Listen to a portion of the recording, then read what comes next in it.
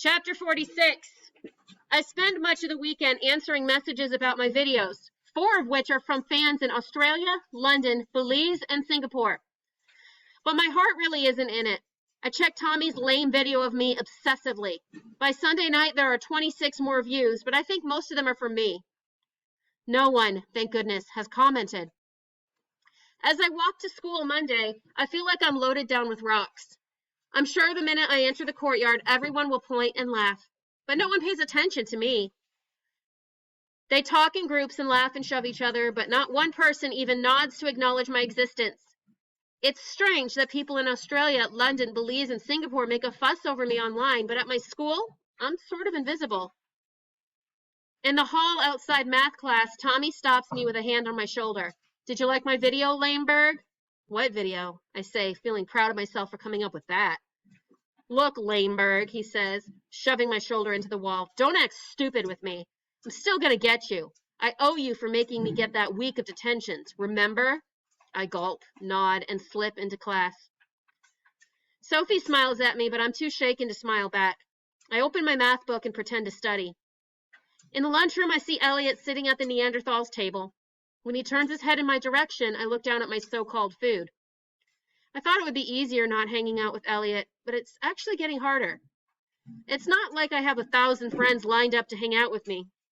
It was always me and Elliot. And now it's just me and my online fans. But they can't keep me company in the lunchroom or walk to school with me or make new talk times with me. The moment the buzzer signals the end of the day, I find a different door to exit from, avoid the courtyard, and race home. In my room, there's an envelope on my bed. I see the X's and O's over Mom's return address and inhale, expecting a whiff of her vanilla scent, but it smells like paper. Without opening the envelope, I take it to Lindsay's room. Enter, she yells when I knock.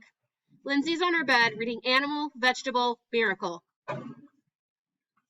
I wonder if she's still mad at me. I don't blame her if she is. Hey, David, what's up? She doesn't sound mad. I dangle my envelope. You get one too?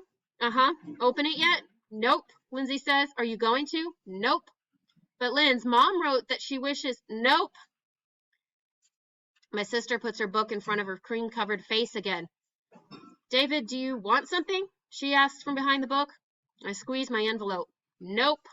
And I walk out. Why does Lindsay have to be like that? Mom can't help that she has some issues, as Dad calls them.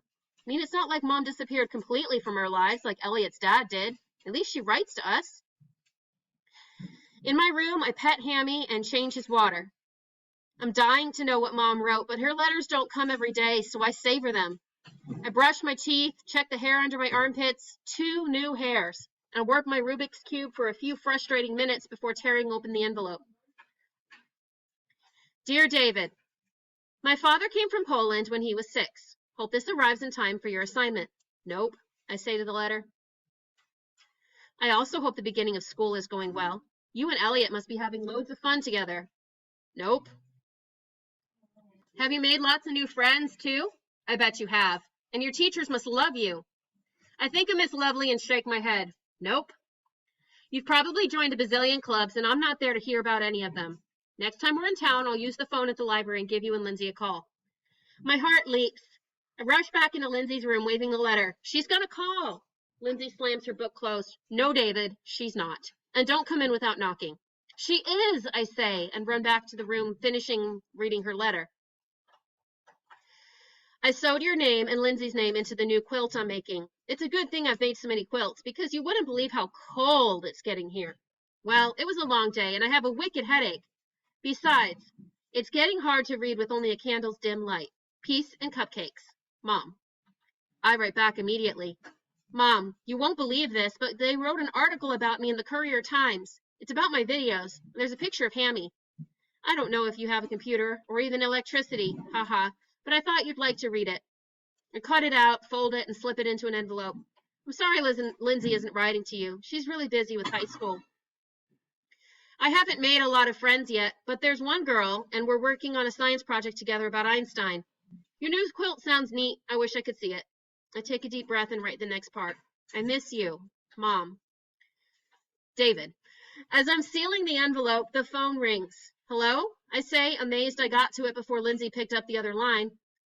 There's breathing on the other end, then a familiar voice. Watch out, Lameberg. You can hide from me, but I'm going to get you. Click. I pet Hammy for nearly 10 minutes, but can't get my heart to calm down. I hear Tommy's scary voice in my head and imagining him hoisting me over the railing at school and me landing on the floor below, my skull cracking.